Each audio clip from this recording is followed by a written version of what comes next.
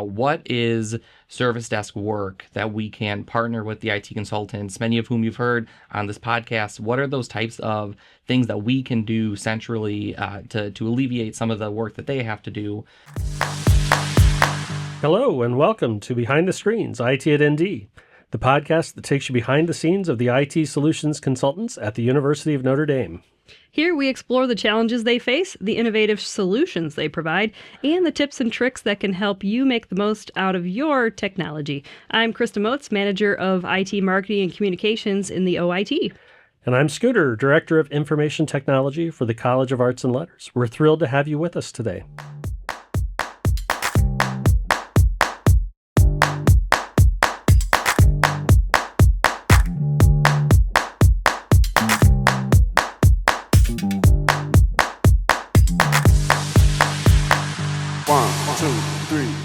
Today's guest is Chris Gillis, Director of the Service Desk.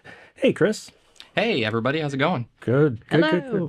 Before we start, could you tell us a little bit about your current role and the journey that brought you here? How long have you been with the university? How and when did you move into your current role? Yeah, absolutely. Happy to.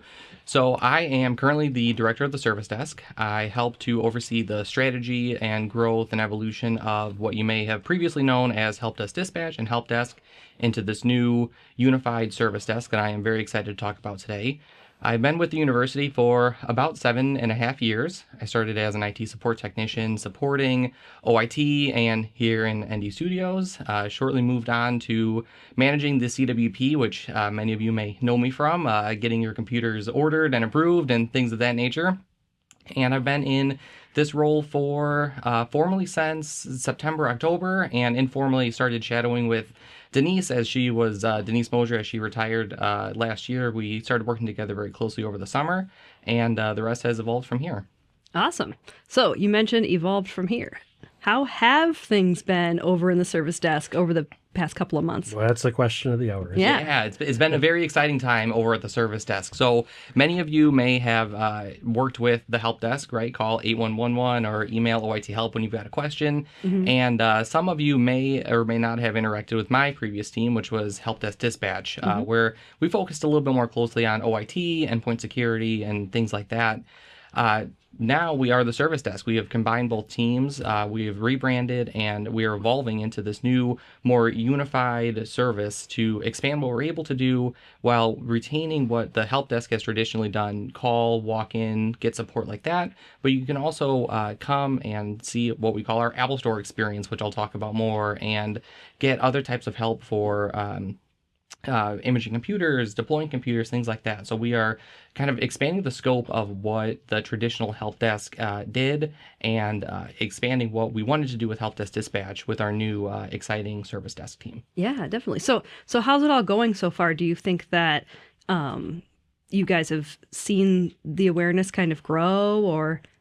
Yeah, I think we have. We are starting to see people recognize us as the service desk. OIT help desk has been a term for such a long time that it is very exciting to start to see service desk pop up places. And I think that people are starting to understand a little bit more of the services that we provide, and more importantly, some of the aspirational services that we want to grow towards. And as we're working on our current initiatives, aspirational initiatives, it seems like people are starting to really understand what we can do. Yeah, because initially when we started hearing about this, it sounded like there was a lot of emphasis on the rebrand, and people were, oh, well, it's just changing the name, right? But that doesn't sound like it's really true. Yeah, I think that's extremely true. It is not just a name. Name is part of it. I like to pay homage to the fact that OIT Help Desk was around for a very long time. It was and kind of continues to be a bedstone of OIT for a long time.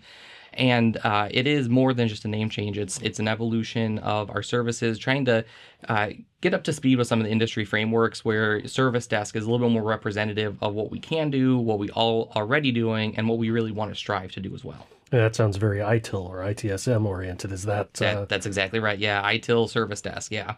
Okay. So what are some of these? I mean, we've talked about a whole list of things. And I've seen a beautiful slide that Dan Skinzel was presenting that talked about registrar, classroom AV, CWP, printing, a whole bunch of things. I mean, is this all coming under your umbrella now? Yeah, it is. Absolutely. We have a big hand in helping to do some of the basic level support for registrar classroom. So people call if they're in a classroom, things aren't working well. They get connected to our staff to come do some first level triage, get some things fixed, repaired. If you've ever worked in the classroom, it's a lot of times blank screen or wrong connection or things like that before we have to connect with our partners in AVT. We do monitoring via room checks to make sure that things are working and set up properly, cleaned up. We partner very closely with the CWP as well, so all of the computer images and a lot of the deployments come through us, and we partner very closely with Jennifer Parker to help do that side of the CWP as well. Yeah, awesome. Yeah, and it seems too like, and correct me if I'm wrong, this is kind of what I gather from this. So the term help desk kind of provokes thoughts of like reactive help, right?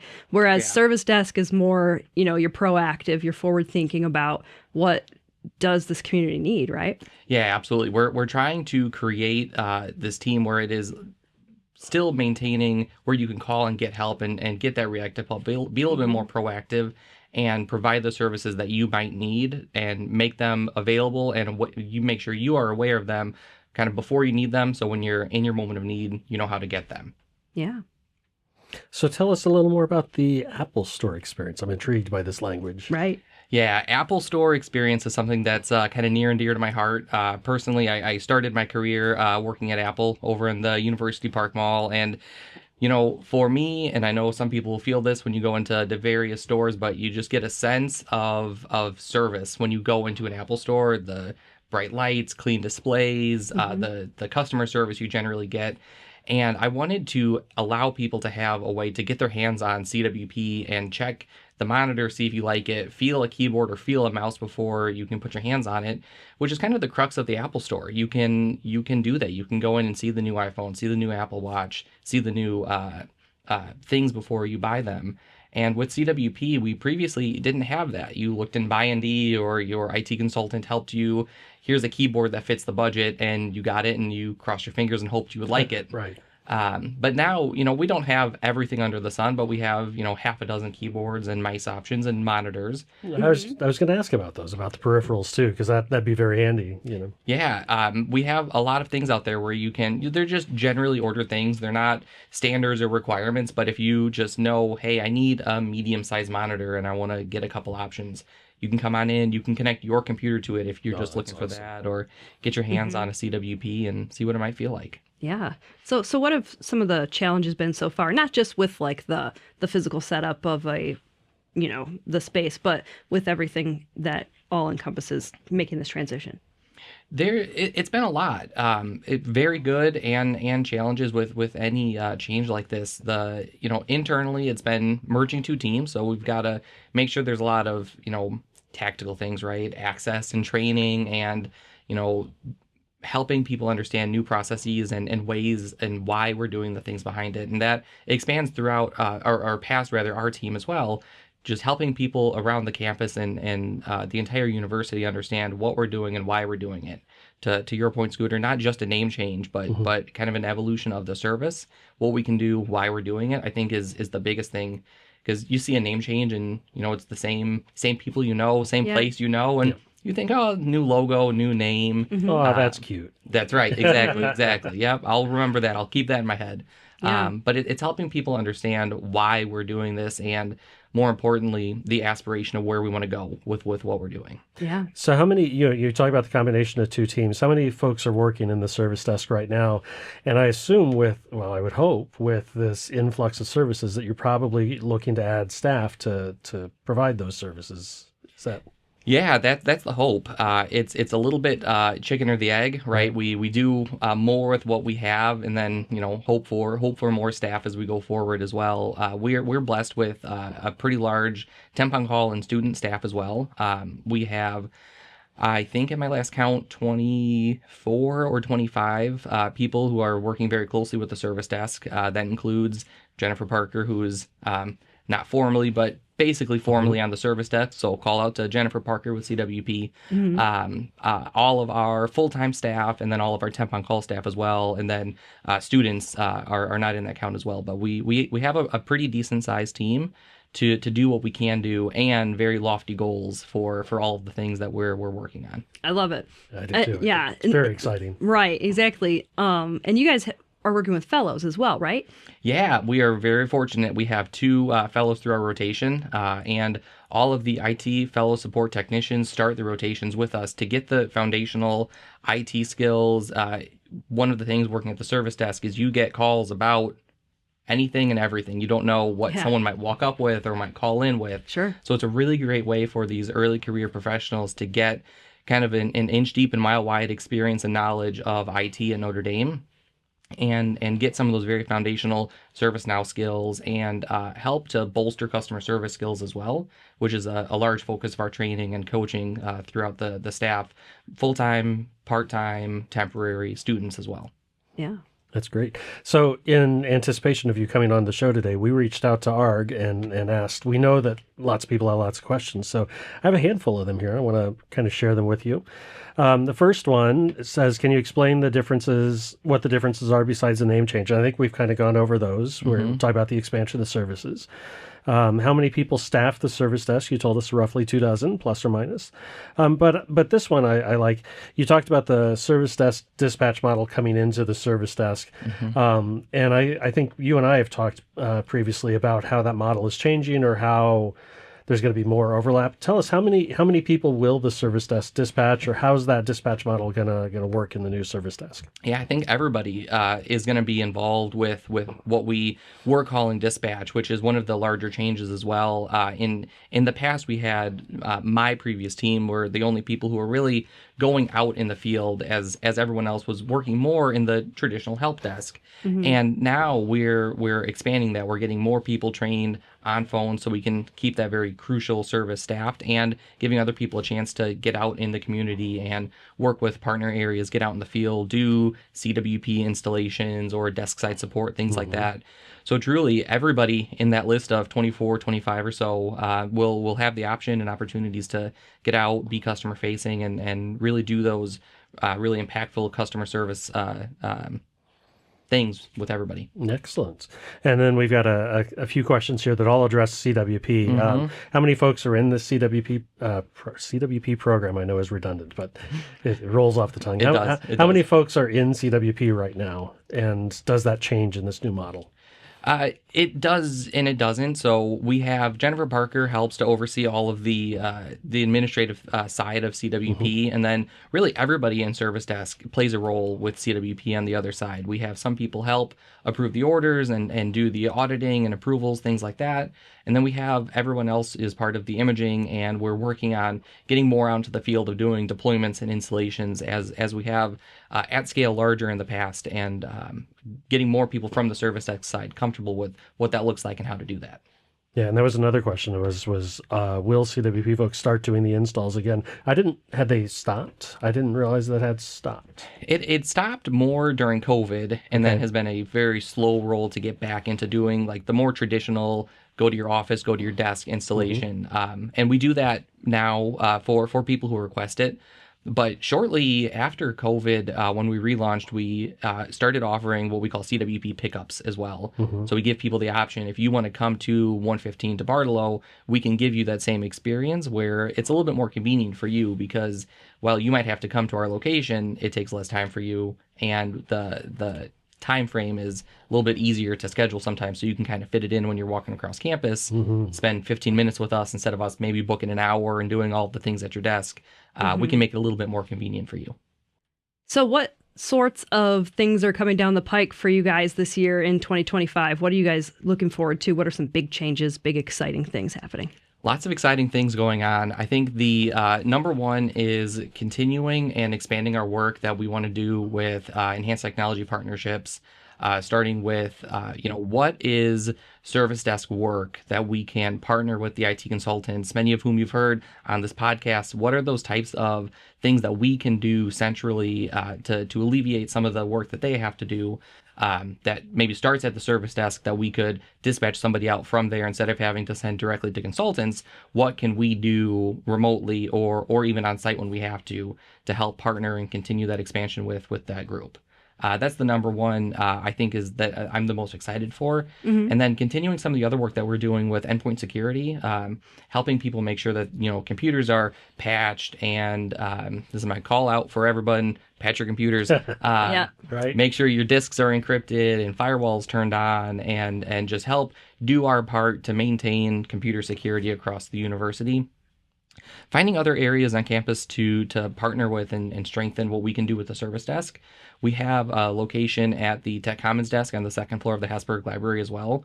So thinking about what else can we be doing there to bring more of that 115 to Barlow feeling to the Tech Commons desk, Right, where yeah. we kind of bolster the opportunities there and the service offerings, where right now we have amazing temp on call staff and Zach Wilford on my team as well, who helps to work there and build that relationship. But what more can we be doing? How can we continue to enhance the services that we offer to students and staff that might know that we're there? Yeah, awesome. And you mentioned security checks and patching. So talk a little bit about the health checks that you guys do.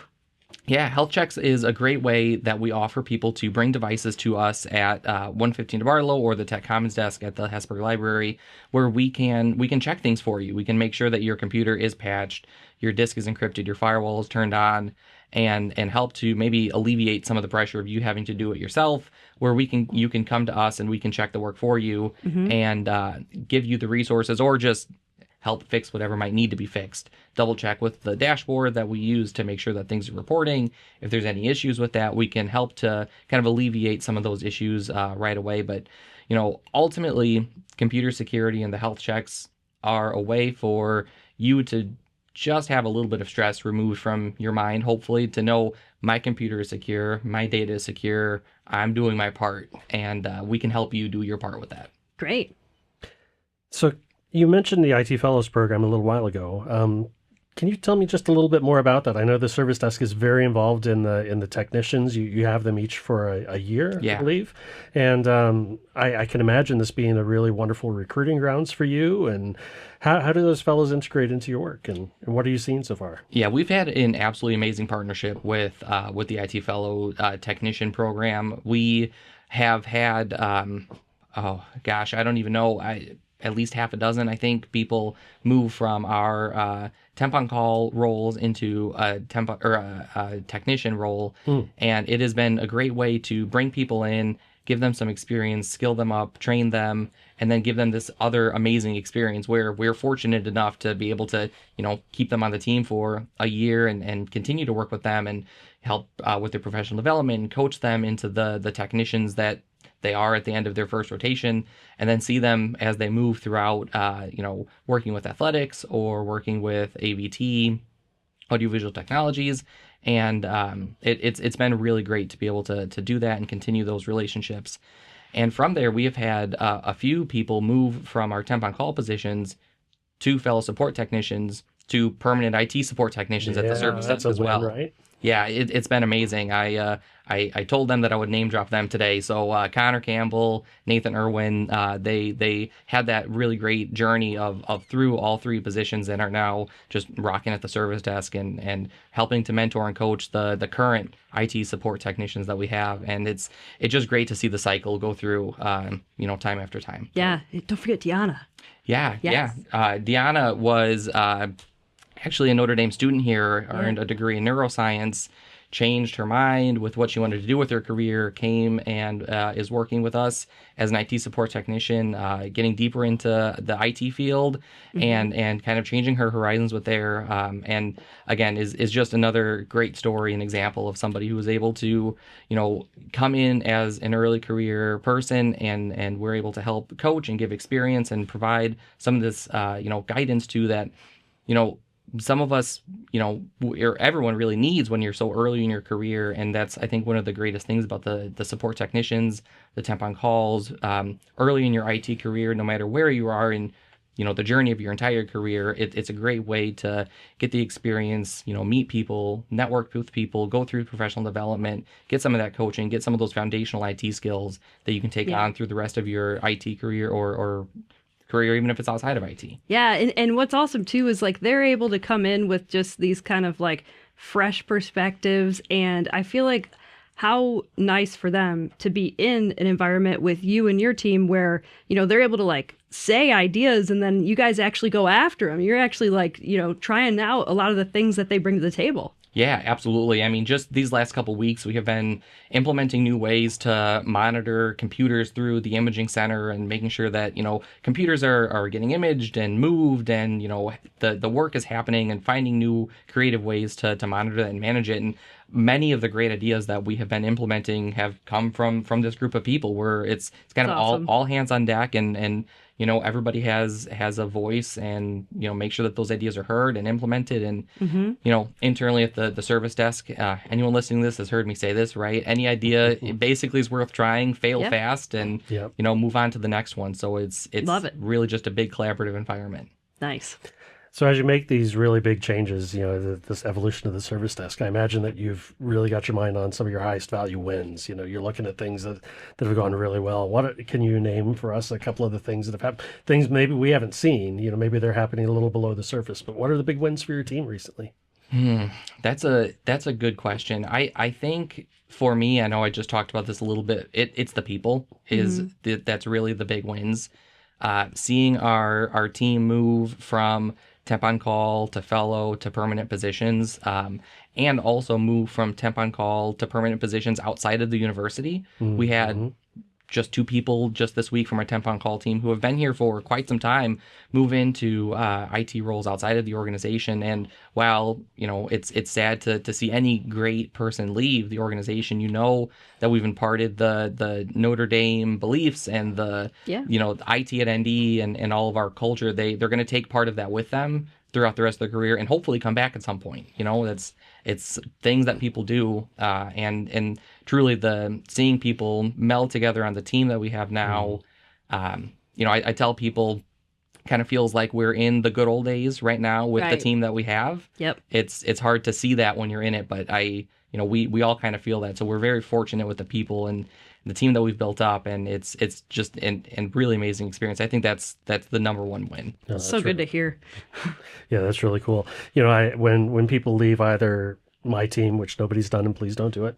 But when people leave the team, or whether they're going to somewhere else on campus or they're going off campus, I like to think to myself that I'm planting the seed. That it's not, they're gone and now we can never talk to them again or we can never see them again, but it's just I've planted a seed over there and my devious empirical plans are now I'm spreading my people farther afield. That's right. That's right. So yeah, I think you put it much more delicately and nicely than I did.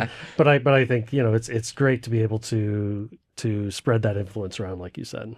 Yeah, absolutely. It's just the greatest part about this for me. Definitely a success. Like seeing those young people, go out for their next big roles and then achieve those roles. And yeah. It's kind of full circle for me too. So when I mentioned I started here as an IT support technician, I was very shortly out of college, and many people on our team are the same age that are starting the same age now as when I started. So it's a little full circle for me too to see this new generation of IT support technicians. That's awesome.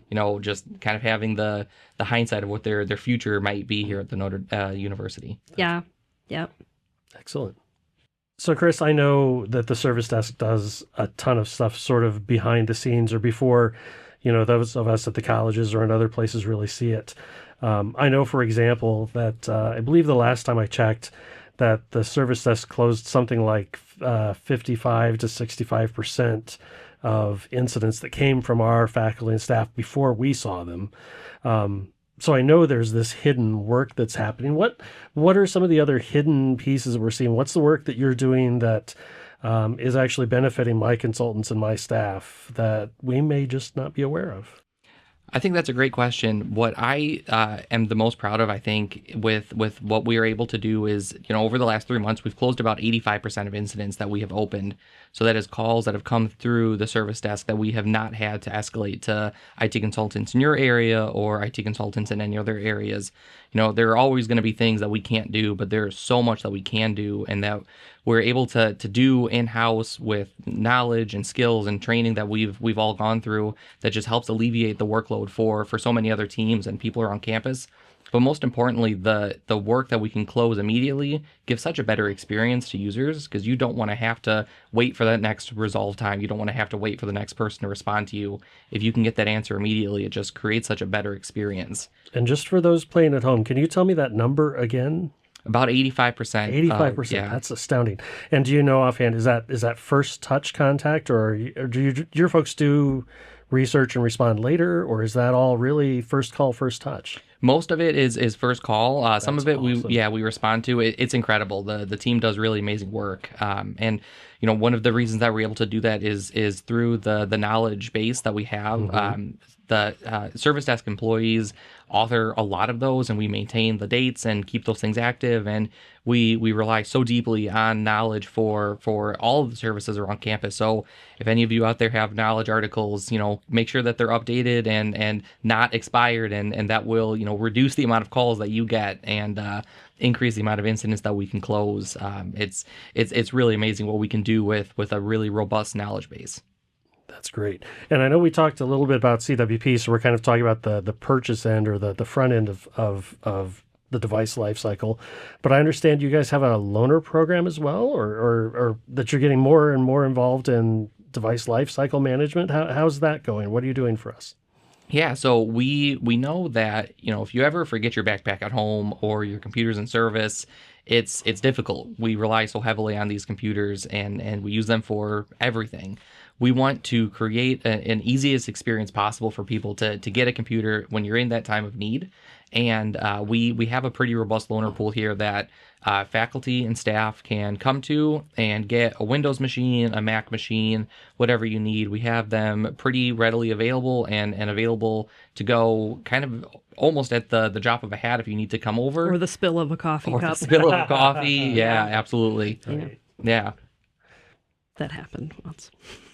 Once? Yeah. Once. It wasn't me. It was Casey Keel. Yeah, it definitely has never happened to me either, for sure. Also, why we buy ADP on our machines for our computers. Yep. So, okay, I have a question. Do we have Google Gemini trained on our knowledge base? Ooh. Can we do that? That is a great question. So, do we? I don't know. Can we? Of course. Let's ask Gemini. I mean, yeah, like for sure the public stuff, 100%, right? Yeah. I guess we have to look at our data guidelines, Yeah. available at ai.nd.edu. We can put up to sensitive information in there, not the highly sensitive stuff. Right, but regular sensitive. Yeah. That's Yeah. right. So even maybe some like IT internal. Yeah. Yeah, absolutely. That's a great idea. Be curious to see what Notebook LM would do for that. Yeah. Yeah. Oh man, that would help you like catalog it, analyze it. Yeah. Like, yeah. This feels like a kinds of Project stuff. Charter coming out of this. I love this. Right. Right. We're happy to give you more work. I love it. It sounds like you don't have nearly enough on your plate right now. I'll come back next week for some more assignments. Okay. Perfect. So, Chris, well, it's a little over a year ago now, but Corey Klimek came to my team to get some help, basically raising the awareness of the help desk at the time, because the ND International people at the time, now it's ND Global, and now you're the service desk, they didn't think that they could use the help desk, basically. So we did what we could to try to, raise awareness about that. But have you seen an increase with them? And, also talk a little bit more about, are there any other groups that, maybe aren't aware that they could like come to you guys for help, and what are some of those cases like? Yeah, I think that we have seen an increase with our support for ND Global, and I think that, what I would say is, if you have any technical question and maybe you know where to start, you don't know where to start with us. Call, 8111, email servicedesk@nd.edu. New email, we'll plug that as well. But start with us. Any group, any question, we might not have the answer immediately, but we can either hopefully help facilitate getting the answer with our robust knowledge base, or we can get the information and make sure that it gets routed to the right person if you don't know what it is. Because there's nothing worse than submitting a request or a question to somebody and you don't know if it's the right somebody, and you're just waiting and waiting, and then that waiting turns into, that's not the right place, you got to start over here. and we can help eliminate that. We can facilitate getting it at least to the right area if you need it. So I would encourage anybody, stop in 115 to Bartle, stop in Tech Commons at the second floor of the Hesburgh Library, call the service desk for really any tech question you have, and we will be always happy to help get that answer or get you to the right people. Yeah. So what are some things that people might not realize that you guys help with? I think a lot of the new stuff that we're doing. So, people might not know that we are also helping to, prepare computers before they get installed or deployed to you. So if you don't know that, you might not know where to go to ask a question about the status of a CWP order or an accessory order that got placed with it or something like that. They might not know about the loaner pool that you can come in and get that. They might not know that we work very closely with AVT and we can, answer a lot of those really basic or entry level AV questions in the registrar classroom. So those sorts of things, if you don't know, if you're in a space that's unfamiliar, we might have the answer, or we certainly can help get that answer. Awesome.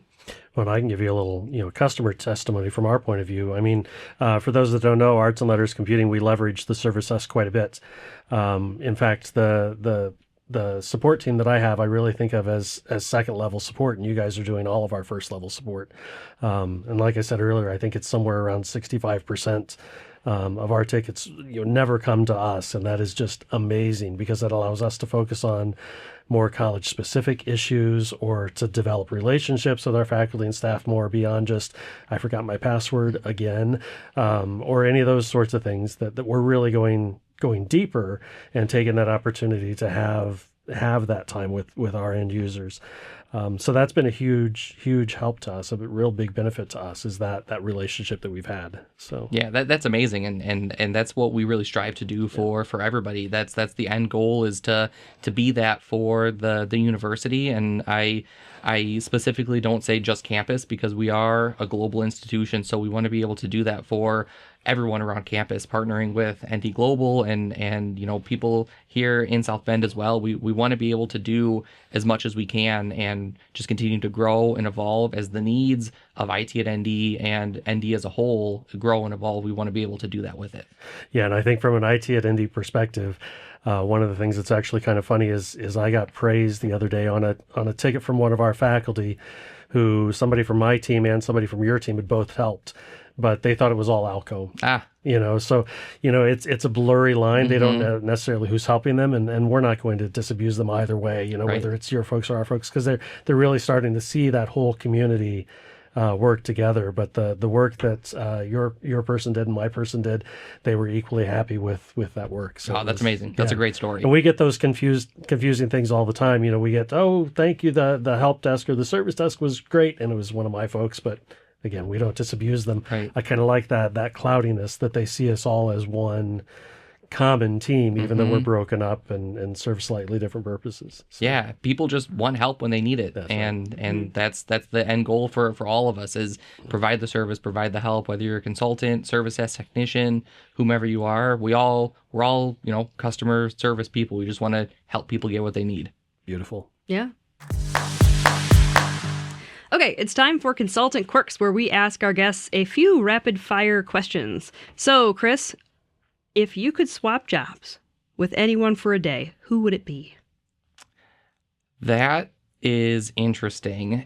I think it depends. At Notre Dame or outside of Notre Dame? Anywhere. Oh, that's Anywhere. a good clarification. I was going to ask that too, Krista. Okay. I would probably have to say a professional golf coach somewhere, because that means that I would be really good at golf. And Chris Gillis, the director of the service desk, is not, but would like to be. So in this fantasy world, I switch with a golf pro, and I'm really good at golf. Nice. Aiming high. That's I love right. it. Yes. That's great. Okay, next one. What's one thing on your bucket list? A crazy for me bucket list would be, I would like to climb Mount Everest. And that's never going to happen because I'm too scared to do it. But I see videos of it all the time, and I think it looks incredible. So that is a wild bucket list. More realistically, I'd really like to go to Antarctica. I've seen also videos of cruises you can go to go exploring there, and that seems really amazing. So a little bit more realistic. Absolutely cold either way. Yeah, exactly. Right? Yes. Yes. Not a beach. You don't get enough snow here? No, Not enough cold and snow here? Not enough. Okay. All right. What's the last TV show that you binge watched? It's always The Office. That's always my answer. Nice. Awesome. It's on repeat. Yep. The British or the American one? American one. Okay. Yeah. Nice. Very cool. Yep, that's one of my top ones. That and Parks and Rec. Parks and Rec's another great one. Modern Family's another good one. I need to go back through Modern Family. It's a classic. It's worth it's a long rewatch, but it's worth it. And that's the best too, because some of my shows that I have on repeat only have like 2 seasons in some cases, and it gets really sad. But yeah, so I love the ones that have like really long runs, because then I can like watch them for years and years, and it's like fine. Yeah, you get emotionally invested in them, and 2 seasons is too short, because then it's over. Yep. They're my emotional support shows. Absolutely. Can't get work done if those aren't on. Absolutely. So, yeah. Okay. Awesome. All right, it's time for Tech Tips and Tricks. At this point in the show, we'll highlight tips and tricks we learned from you, our listeners. We would love to hear your ideas. Simply email them to btspodcast@nd.edu. That's behind the screens, btspodcast@nd.edu. Today, since we have Chris in the studio, we're actually going to ask him how to perform a health check in OctaVerify. And Chris, when you first told me about this, we talked about the safety checks earlier, and I know you quasi stole those from some of the tech checks that we were doing in Alco, and I love that you stole that from us.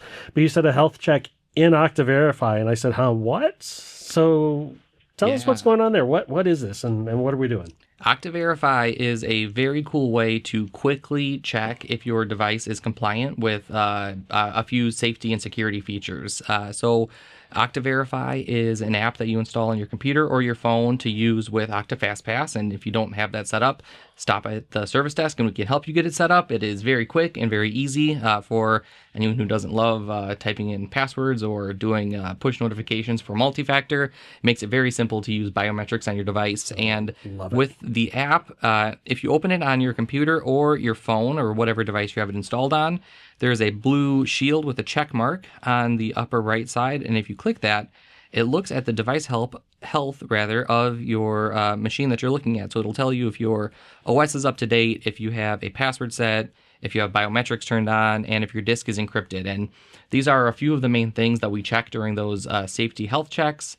And just gives you a quick reference to see what's compliant, what's not compliant, and where you might need to upgrade or get things fixed. Happy to report that I'm compliant. I just did it while you were talking. Me too. Yeah, Me I was too. kind of hoping that I wasn't, so I could be like, uh-oh, but it is. Yeah, my phone's good. I didn't realize it was on the phone app, too. Yeah. Andy's compliant, too. I was watching, and he did it, and then I did it. Perfect. All right, we got to double check. Make sure everyone is.